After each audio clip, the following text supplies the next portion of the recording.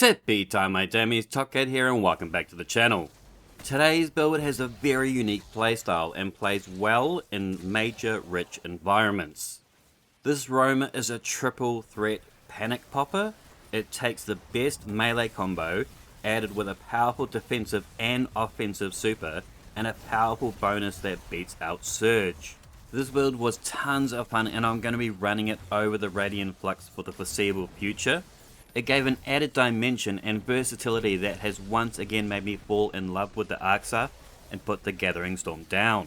If you like it, make sure you thumb it. I'll leave a dim in the description below. With that said, we're going to first take a look at the super, the Arc Staff. This has always been one of the most fun roaming supers to use, but never made it into the PvE meta in the past as it had struggled with resilience. I feel the game has changed since then, and this allows us to tank a bit more damage, particularly thanks to the amped up perk in the artifact. But it does have a defensive block and our aspect flow state goes a long way too. Whilst we're amplified, you are more resilient whilst dodging.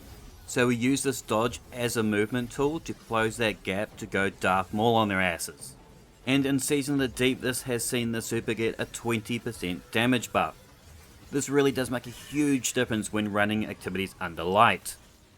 I'm not generally going to be using this against raid bosses. We tested it on the Grasp Ogre and only got around 440k, so it's not a boss baker but a major deleter.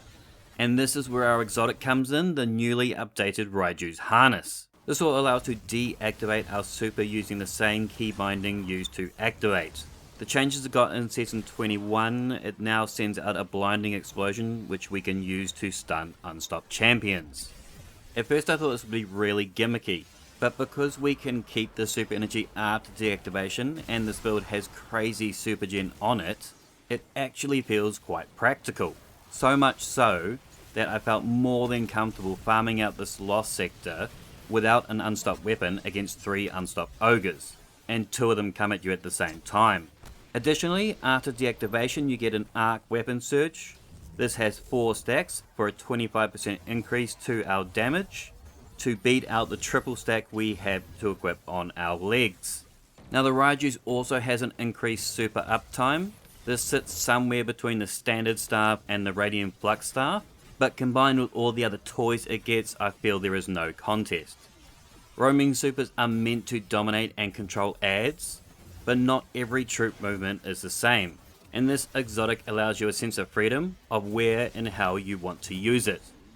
I can kill those there enemies with my fist and spawn some yellows, pop that super, big boy, deactivate, blind, chew him down with 25% more power. I've been using the Acreus. It's seen a few additions in the last few seasons and it's really risen in stock. With increases to its reserves and trench barrel, it's the perfect weapon for our melee monster. But all this build's assets come from the dodge punch combo, so our dynamo and hands-on mods go a long way. This will allow us to regenerate our super energy quickly post deactivation. Dynamo reduces our cooldown when using our dodge near enemies, and hands-on we gain bonus super energy on melee kills. These work perfectly on our Arc Hunters as about 30 to 40% of my time on it is spent dodge punch, dodge punch, dodge punch. Gambler's dodge gives us melee by dodging near enemies, and combination blow refills our class ability on melee kills. This melee also stacks up to 3 to make you unstoppable even under light, and will offer you health regeneration. Lethal Current takes it further. After dodging, your next melee has increased lunge range, jolts targets, and creates damaging aftershocks. It also unstops, as damaging any jolted target with a melee attack will also blind them.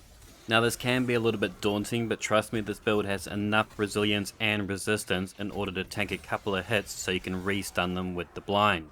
Spark of Feedback, whilst taking melee damage briefly, increases your outgoing melee damage. Spark of Resilience, this goes a long way to turning you into a tank. While surrounded by combatants, you are more resistant to incoming damage. But if you're gonna take a hit, make it hurt them. Spark of Instinct, aka Feedback Fence the Fragment, whilst critically wounded, taking damage emits a burst of damaging arc energy that jolts targets. and Spark of Ions is going to feed us Ionic Traces when defeating said Jolter targets. Currently inside Season 21, I'm using authorized mods for cheaper melee mods. Electric Armor, stay amplified for 20 seconds. Thunderous Retort will give us bonus super damage. Amped Up will gain damage resist whilst amplified. Lightning Strikes twice for extra grenade juice. And Shock and Awe for jolt effects on our arc weapon kills. For our mods on our armor, as previously stated, we got Hands On and Dynamo. Double stacking Impact Induction, causing damage with a melee attack reduces our grenade cooldown. Heavy Handed will give us orbs on melee kills, 1 concussive dampener, and emergency reinforcements. With easy melee and dodge generation, and not having to run a surge mod on our legs, we can spend our armor charge on making us even tankier. The more stacks we have, the tankier we get. Double stack Innovation, this reduces our grenade cooldown on orb pickup, and recuperation for a chunk of health on orb pickup. Powerful Attraction, this is new. This automatically collects nearby orbs of power when you activate your class ability. Reaper gives you orbs on weapon kills after dodging, and the Bomber mod, this will reduce our grenade cooldown when using our class ability. This build was tons of fun, and I'm going to be running it over the Raiden Flux for the foreseeable future. It gave me that added dimension and versatility that has once again made me fall in love with the Arc Staff and put down the Gathering Storm. Will it drop a raid boss? No, but in everything else it'll make light work of it. If you like this build, there will be a dim link in the description below. Smash it if you did like it, sub if you care to, and as always, tippy tie my damies, what a tie.